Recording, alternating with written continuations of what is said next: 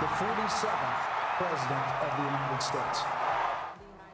Now at 5, America voicing their choice for president. Supporters of Donald Trump rejoicing in the moment, the former president claiming victory for a second time. While the Harris campaign started with optimism, it ended the night without addressing supporters at Howard University. We have live Team 7 coverage of the 2024 election. This is 7 News Today in New England.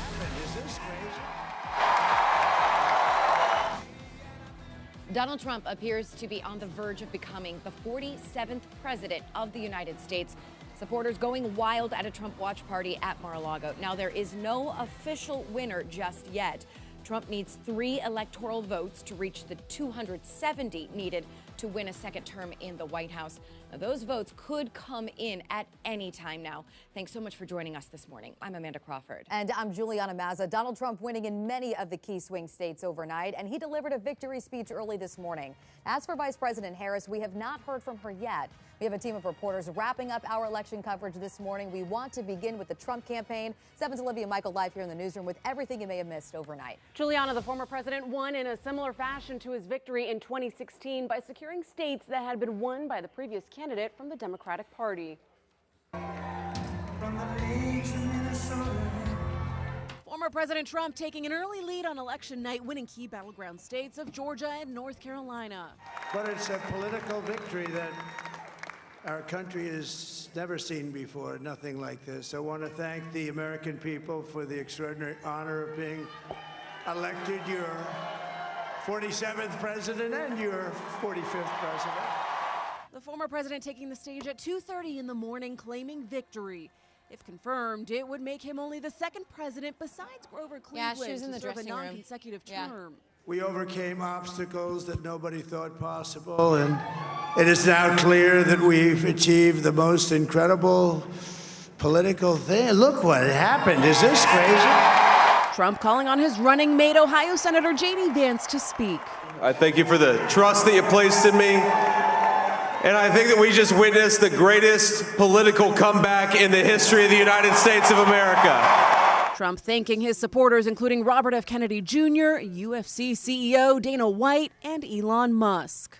A star is born, Elon. At one point, veering off topic about the recent Super Heavy Starship rocket landing. I saw the fire pour out from the left side, and I put it straight, and it came down so gently, and then it wrapped those arms around it. Trump promising to unite the country, tighten the border, and boost the economy during his second and final presidency. Many people have told me that God spared my life for a reason.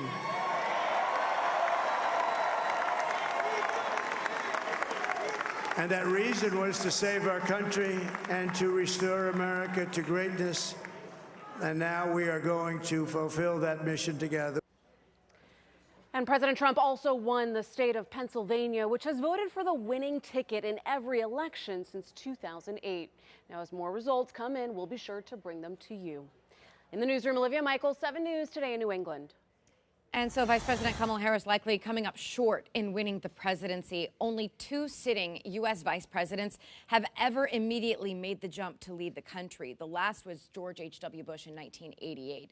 So now to the latest on the Harris campaign. Here's 7's Eliza Krasinski. Amanda, the vice president has not yet spoken about the election results as they come in with her Republican challenger in the lead. Her plans to speak were postponed. Vice President Kamala Harris making her last public appearance of Election Day at a surprise visit to the Democratic National Committee in D.C. yesterday afternoon. She thanked those there for phone banking for her in the final hours. You won't hear from the vice president tonight. Last night, Harris decided not to take the stage at her campaign headquarters at her alma mater, Howard University. Supporters leaving the event at about 1 a.m. after hearing that she would not be speaking. Harris is expected to make an appearance at the school later today. To address not only the HU family, not only to address her supporters, but to address the nation. Campaign officials say she will speak after they make sure every vote is in. To fight to make sure that every vote is counted, that every voice has spoken. She packed her Monday in the critical state of Pennsylvania, where she held rallies and even knocked on doors. She spent part of Election Day calling into radio stations across the swing states. During an interview with an Atlanta-based station, she urged people to vote and spoke about what it meant for her headquarters to be based at Howard University. The first office I ever ran for was freshman class representative at Howard University. And to go back to Howard University, my beloved alma mater, and be able to hopefully, recognize this day for what it is really, it's full circle for me. Today, back at her alma mater, she plans not just to speak to supporters and Howard University, but to address the entire country. Live in the newsroom, Eliza Krasinski, 7 News, Today New England. Donald Trump securing several swing victories. Dan Housley here to break them all down. Yeah, it started with Georgia. That was the first swing state that we waited for, and that was projected to win for Donald Trump, bringing 16 votes into his column. After that, we waited a little bit, but North Carolina was the next swing state to swing Donald Trump's ways. And take a look at North Carolina there. You will see that we projected North Carolina and its 16 votes to go red for Donald Trump. We waited, and then the big prize that was coming there that almost put Trump over, that was Pennsylvania, that finally came in for Donald Trump. 19 electoral votes projecting for Donald Trump. And now we wait. And we wait for Arizona. 54% of their reporting, 51% for Donald Trump, 48% for Kamala Harris. But this is a state that takes pride in waiting. Michigan, things have been moving along a little bit better in the battleground state of Michigan, 50% to 48%, 85% reporting there. If that one goes for Trump, that would put him over the top. Wisconsin, the same, up to 90% now, with Trump leading by 3 percentage points, 51% to 48%. If Wisconsin gets called for Trump, he would also be over the top. Nevada would do it as well, and Nevada was moving along and then backed off during the night. It's 51% for Trump, 47% for Harris, 84% of the vote in there, with Trump leading by 4 percentage points. That puts Trump at 267, on the way to 270 to win, still holding at 3 short, and the Electoral College to put him over the top. Let's take a look at the map and show you the states that are out there that could possibly put Donald Trump over the top. And those, of course, would be Michigan, Wisconsin, either of those swing states. If they swing for Trump, he's over the top. And, of course, there's Nevada and Arizona. Don't count on Arizona. They're going to take a while, but Nevada might be the one. And a non-swing state could also put Trump over the top, and that is Alaska. Alaska has 3 electoral votes. It is reliably red. It is not declared for Trump yet, but if it does, that would put Trump right at 270, and we would call him your next president. Back to you. All right, Dan Housley reporting live for us. Thank you, Dan. Now, we are seeing a shift in the balance of power in Congress. For the first time in 4 years, the Senate is a Republican majority. Now, several races still need to be declared. Republicans now have 51 seats in the chamber and will assume control. Republicans flipping seats in some key states out there. Jim Justice replaces retiring Joe Manchin in West Virginia, and Bernie Moreno takes over for Sherrod Brown in Ohio. Another closely watched state this time, Montana, where Republican Tim Sheehy currently leads over 3-term incumbent John Tester for the Democrats. Roughly a third of the 100 seats are up for grabs. Now, as for the House, Republicans outpace Democrats in the race for control as of right now. Going into the election, Republicans held a lead with 220 seats compared to 212 for the Democrats. The race for several seats proving to be contentious, including one in Maine. That has not been called yet this morning. We're going to keep a close eye on all of these races throughout the day. We'll let you know how the results impact the balance of power in Congress. Now the race for the Senate in Massachusetts, Senator Elizabeth Warren winning re-election to a 3rd term. Warren defeating Republican challenger John Deaton. In her acceptance speech, she thanked all the people who have supported her for over a decade now. I am grateful down to my toes that you are sending me back to the Senate to fight for you. Over those 12 years together, we have delivered big wins, and more than once, we have reminded people that government can be harnessed to work, not just for the wealthy and well-connected, but that we can actually make government work for the people. Warren also congratulated every other Massachusetts Democrat who won their race, including U.S. Representative Ayanna Pressley. Now, Massachusetts voters also deciding on important ballot questions. Question 1, passing. Massachusetts voters deciding the state legislature should be able to be audited. 72% voted for that, 28% against it. Right now, 86% of the vote is reporting. Question 2, voters asked to decide the fate of the MCAS exams. 59% voted to remove the MCAS standardized test as a high school graduation requirement, with 89% reporting, 41% against it. And question 3 has to do with rideshare drivers. A yes vote allows people who drive for companies like Uber or Lyft to unionize. 54% voting yes on that measure, 46% are voting no. And it is a no on question 4. Voters opposing the legalization of some psychedelic drugs, 57% voted no, 43% said yes. And Massachusetts voters rejected question 5. That ballot question would have gradually raised the minimum wage for tipped service workers to $15 an hour over the next 5 years. Massachusetts voting against that, 64% saying no, 36% saying yes. Our live Team 7 coverage continues with more on the MCAS question. 7's Madi Salazar joins us live in Boston to break it down for us. Madi. Amanda, good morning. The Massachusetts Teachers Association putting out a statement just a few minutes ago saying that the passing of question 2 is a huge win. They say getting rid of the MCAS exam will let teachers teach and students learn. The people have spoken, and we are going to be united, protected in the win of question 2. Promising news for supporters of question 2, the ballot measure to eliminate the MCAS exam as a graduation requirement. Supporters say it'll allow educators to stop teaching to the test and instead focus on student needs. The president of the Massachusetts Teachers Association says it's been a lot of hard work to get to this point. Our educators have been telling us for years and years that the high-stakes MCAS, using that state standardized test to deny students diplomas, to narrow the curriculum, is bad for students, it's bad for them as educators, and it's bad for the Commonwealth. Opponents argued the test set important standards in the classroom, and critics warned the measure's passage could lead to a patchwork of education standards and ultimately harm the state's future workforce.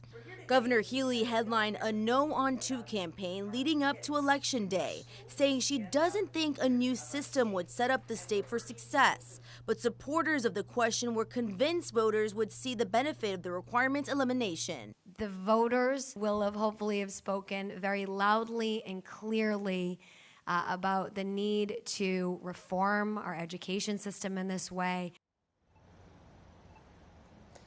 The MTA says they're also interested in discussing making the Mass Core course study available to all students in the state, but say, again, passing question 2 is a huge win. We're live from Charlestown. Madi Salazar, 7 News Today, New England. Now at 5:30, you voiced your choice for president. This will truly be the golden age of America. Donald Trump on the cusp of 4 more years in the White House, claiming victory in a comeback attempt during his 3rd run for president. It was not the night Democrats wanted to see. Kamala Harris avoiding addressing supporters at Howard University. This is 7 News Today in New England. We just witnessed the greatest political comeback in the history of the United States of America. Trump's running mate J.D. Vance congratulating Donald Trump on his likely victory on election night. Supporters rallying behind the former president to get him back in charge of the country. We want to take a live look from the White House this morning. Trump turned it over to Joe Biden in 2021, and now it appears that Biden will have to return the courtesy in just a couple of months. Thank you for waking up with us. I'm Juliana Mazza. And I'm Amanda Crawford. Donald Trump winning in many of those key swing states. What was expected to be a close race turning into a likely big win for the Republican. Trump claimed victory during a rally in Florida early this morning. For more on the Trump campaign in Florida, here's 7's Jonathan Hall.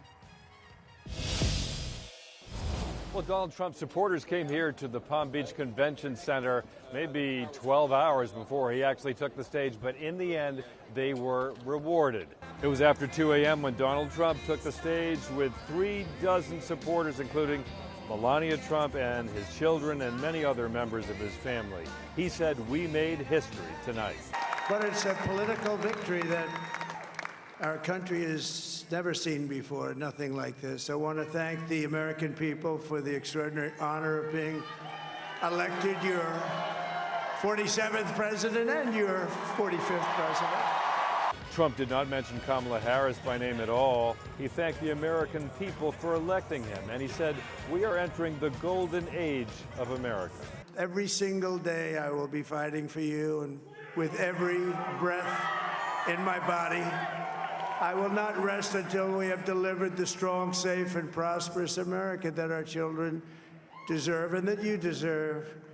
This will truly be the golden age of America. That's what we have to have. Trump also talked about the swing states that came together for him: North Carolina, Georgia, Wisconsin, Pennsylvania. Those were ones he mentioned. He said it's quite possible he's going to get to over 300 electoral votes. Trump also mentioning key supporters, including Tesla founder Elon Musk and also Bobby Kennedy. He said America is going to make healthy again, but he also had a warning for Kennedy. Bobby, leave the oil to me. We have more liquid gold, oil and gas. We have more liquid gold than any country in the world, more than Saudi Arabia. We have more than Russia. Bobby, stay away from the liquid gold. Other than that, go have a good time, Bobby. In an emotional moment, Trump said that many people have told him God saved his life for a reason. He says that's because he was destined to become the 47th president and will make America great again. In West Palm Beach, Florida, I'm Jonathan Hall, 7 News Today in New England. Now, for Donald Trump, it's been quite the whirlwind, to say the least, over the past 8 years. As he looks forward to a second term, we're looking back at his first term. 7's Olivia Michael live here in the newsroom with more. Juliana, the first term of President Trump was marked by many historic events and breaks from tradition. Trump filled 3 Supreme Court vacancies. He nominated conservative justices Neil Gorsuch in 2017, Brett Kavanaugh in 2018, and Amy Coney Barrett in 2020. The court's shift to the right led to the repeal of Roe v. Wade, ending a nationwide protections to abortion access. Now, the COVID-19 pandemic began during the Trump administration. After declaring the pandemic a national emergency, Trump worked with Congress to pass an emergency spending bill and launched Operation Warp Speed to develop a vaccine. But he faced criticism for the government's slow response to the pandemic, and he often butted heads with his own CDC advisors and state governors. Trump was the first president in American history to visit the isolated country of North Korea, forming a rather prolific bond with their leader, Kim Jong-un. His closeness with Russian President Vladimir Putin was also subject to controversy. The Republican Party was also in control of both the House and Senate during the first 2 years of Trump's presidency. They passed a major tax cut plan in 2017. However, even with those majorities, they failed to overturn the Affordable Care Act, better known as Obamacare, by a narrow margin vote, thanks to the late Senator John McCain. And back in 2016, a major campaign point for Trump was the border wall that would separate the U.S. and Mexico. Several hundred miles of the wall were constructed during his administration, but the wall was not a major talking point in the 2024 race. However, border security was still a top-of-mind issue. Now, the fight over the border wall funding led to the longest government shutdown in American history. Amanda? Olivia, thank you. Now, Kamala Harris decided not to speak last night. Instead, she is waiting to address the nation today. With the latest on the Harris campaign, here's 7's Eliza Krasinski. Amanda, the vice president has yet to speak, postponing her appearance at her campaign headquarters last night. She was seen in D.C. yesterday, but has yet to address the projections. Now, she spent the day in the nation's capital, calling into radio stations across several swing states, urging people to get out and vote. The VP also stopped by the Democratic National Committee in the afternoon to thank voters. She then returned to her alma mater last night, which is Howard University. There, her supporters showed up for a watch party, but she decided not to speak. Her campaign co-chair made the announcement just after midnight, saying Harris wants to make sure all the votes are in before she addresses them. To fight to make sure that every vote is counted, that every voice has spoken. So you won't hear from the vice president tonight. So thank you. We believe in you. May God bless you. May God keep you. And go HU and go Harris. Thank you all. And Harris says it's a full circle moment for her to have her headquarters at Howard University. She says the first office she ever ran for was to be the college freshman class representative. We're live in the newsroom. Eliza Krasinski, 7 News Today, New England. We're following breaking news right now. The Associated Press projecting that Donald Trump has now won Wisconsin. Dan, can you break down these numbers for us? He was just 3 electoral votes shy of what he needed. Well, you've got Trump at 50%, Harris at 49%, but you've got more than 90% reporting there. So we are able to project Donald Trump to win Wisconsin and get their electoral votes.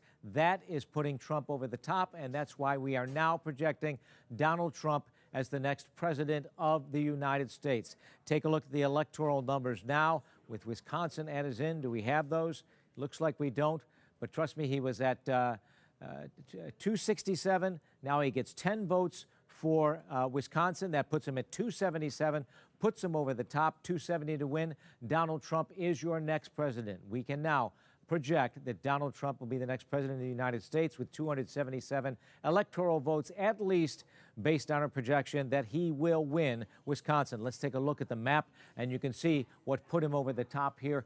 It was Pennsylvania that put him close. We waited for Wisconsin. It was Wisconsin that put him over the top. He may yet get Michigan, and then he would have the full blue wall, which he won to get the presidency in the first place, and he lost to Joe Biden, so that Joe Biden won it. So these 3 states have been consequential in the last 2 elections. We still have a couple of states left out there, Nevada and Arizona.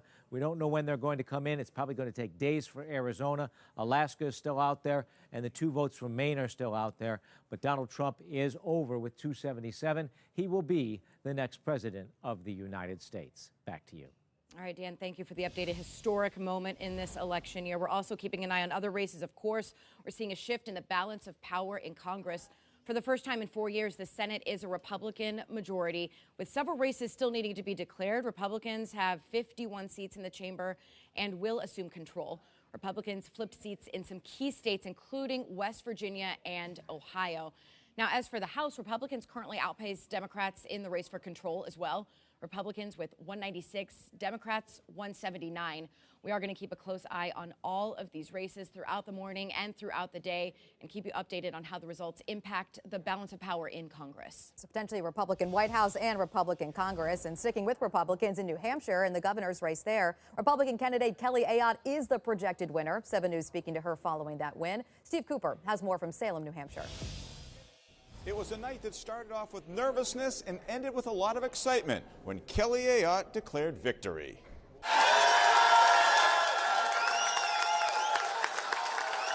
Kelly Ayotte in a bitter race for the corner office, claiming victory 2 hours after the polls closed in New Hampshire, defeating Democratic challenger Joyce Craig. The 56-year-old Republican telling supporters New Hampshire was 1 election away from turning into Massachusetts, but in her words, not on her watch. When I announced this campaign, I said that we were 1 election away from becoming Massachusetts. Well, guess what? Not on my watch. In her concession speech, Craig thanking her supporters. I want to thank you all for being here tonight and for being with me these last 18 months as we campaigned across every corner in New Hampshire. Ayotte telling me after her victory speech, her focus is now on the future. Yeah, I was elated and worked really hard for this, and just that the people of New Hampshire would have that confidence in me to represent them and to be their governor, and I look forward to working hard for them every day. Ayotte telling her supporters to savor the victory for now, but then it's time to get down to work and focus on the job at hand. From Ayotte headquarters in Salem, New Hampshire, Steve Cooper, 7 News. And we are following breaking news this morning with new numbers coming in from Wisconsin. We are projecting Donald Trump to be the next president of the United States. Yeah, and Dan Housley's been here with us. Dan, I mean, you've been following this, all the results coming in overnight. We just got Wisconsin would put him over the edge there. I mean, this is history here happening in front of us. This certainly is Donald Trump becoming only the second U.S. president to win non-consecutive terms. He does that right now with 277 electoral votes, putting over the top of the 270 needed to win. He says he's going to end up about 315. He may not reach that, but he may get over 300. We'll see when the final votes get in, but he's got what he needs right now, 277 electoral votes.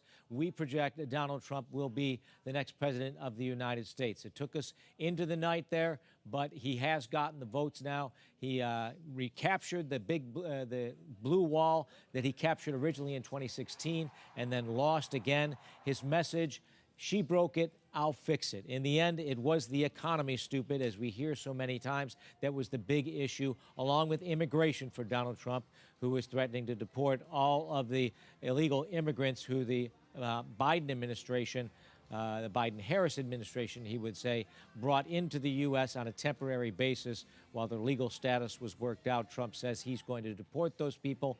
Maybe harder said than done. We're going to see from there. Getting the economy back online might be harder said than done. However, the Biden administration had said that they had put the economy on a glide path. They brought in no recession as they brought the economy back down. They will complain that the economy will cruise from here and Trump will get credit for it, but that's the way these things work. The people were not feeling that the economy was coming around. They were not seeing it in the prices at the gas station, the prices at the grocery store. Donald Trump told them he felt their pain, and he let them remember the first 3 years of his presidency before COVID came in and knocked the economy to a loop.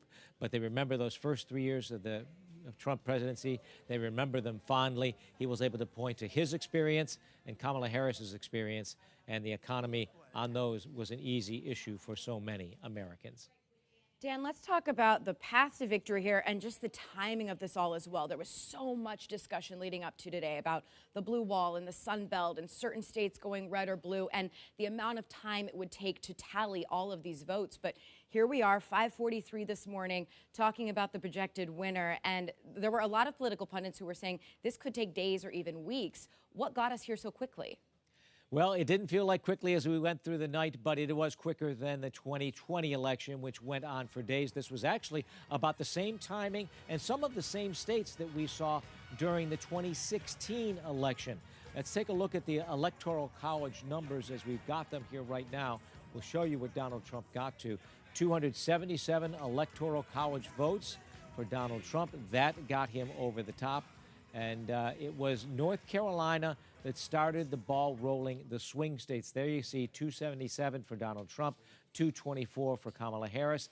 And it was the swing states we were watching. It was the swing states that all swung for Donald Trump so far as they've been declared. It started with North Carolina. That was the first state that we projected for Donald Trump. 51% to 48% with 100% reporting there. He kind of held that 3% gap through most of the night. After North Carolina, the next swing state that came in for Trump was Georgia. Again, a similar margin, 51% to 49% with now 100% reporting. Trump had lost Georgia. That was a key pickup for Biden in the 2020 race. Now he wins it back and turns it red again. Wisconsin was the next one we waited for into the night. This was also one that in 2016 that we waited into the night. Pennsylvania came first, then it was Wisconsin at about 2 in the morning. It was about the similar time that we saw Wisconsin come in for Trump again. The margin there is slight, 50% to 49%, but the margins of what left were helping there. Arizona is a swing state that is still out there to be decided. Trump is leading 52% to 47%. It's a strong state for now President-elect Donald Trump. So we do expect that he probably will take that, but Arizona takes pride in taking days, even weeks, to come up with the final numbers. So that one's likely not going to be added to the tally for a number of days. Michigan is the third blue wall state. Trump leads there 50% to 48%, with 87% of the vote in right now. When that comes through, we'll see whether he completes the blue wall that he completed in 2016, that he lost to Biden in 2020, and whether he's gotten it back with a full blue wall. But those will be extras on top of what he's already gained. And what he's gained, of course, is Pennsylvania, Wisconsin. We'll see whether he fills in Michigan there. And then we're still waiting for Nevada and Arizona as well. Arizona, we may wait a while. We may get Maine, and also we've got Alaska to go, which is reliably red and will likely come in. But those are the states that are left out there. You can see all this red here, though, in the center of the country. And then, of course, you see the coasts, and you see Illinois. And that's why the Democrats lost, and that's why Donald Trump won. You know, Dan, I think many would argue that this is perhaps the most polarizing election in our nation's history. Two very different candidates with two very different sets of ideologies and policy plans. Whoever was going to win, we knew was going to have the task of trying to find a way to bring this divided country together. Donald Trump did speak a short time ago when he announced that he was going to win before, of course, we had the projected results here. Can you talk to me a little bit about what he spoke about and the task now that lies ahead? Well, he talked about the task lying ahead. He said he is going to try to unify the nation. He said that also in 2016. And then folks think that he governed otherwise. And he has talked about policies that he wants to bring in that will certainly not unify the Democrats behind him. So the call for unity is going to be hard for Trump, just like it was hard for Biden, just like it was hard for Trump before him. These are policies that one side definitely doesn't want. But I will point out here, one of the unifying characteristics of this election, it's not as close as the last election. You had 3 states where it was less than 100,000, sometimes 10,000 votes deciding those states. This time it looks like the margins are going to be closer to 100,000, a little more or less. So Trump will have won those states by more. And importantly, it looks like he is going to win the popular vote. So for the first time in a number of years, we are going to have a candidate who wins the popular vote, a Republican who has won the popular vote and the electoral vote. And that has been a complaint of many Americans, that the popular vote was not the decider. They don't have that complaint here. More Americans will likely have voted for Trump, along with the Electoral College declaring him the next president of the United States. So those should be unifying characteristics. But as you say, in this divided nation, it's going to be hard to bring someone together. And this was certainly not a centrist candidate, so he's not likely to rule as a centrist either. We're going to have a divided Congress and a divided country as well. And this is a historic morning, a historic night, an historic election. Trump is the first former president to return to power since Grover Cleveland back in the 1892 election. At 78 years old, he's going to be the oldest person elected to the office as well. And we also want to talk about the things that have happened over the past year. He also is the first person convicted of a felony to be elected president, as well as facing the attempts made on his life. He was missed being killed by inches in a shooting at a rally in Pennsylvania, and then the Secret Service foiled another attempt on his life. Dan, this was a truly historic election that we looked at, and we're going to get back to you and talk more about everything that played out over the last several weeks. As we continue to follow this breaking news this morning, former President Donald Trump projected to be the next president of the United States, as more and more of those votes have come in this morning. The history in the making happening right in front of all of us. We will keep you posted right here on the news station. We'll be right back after this.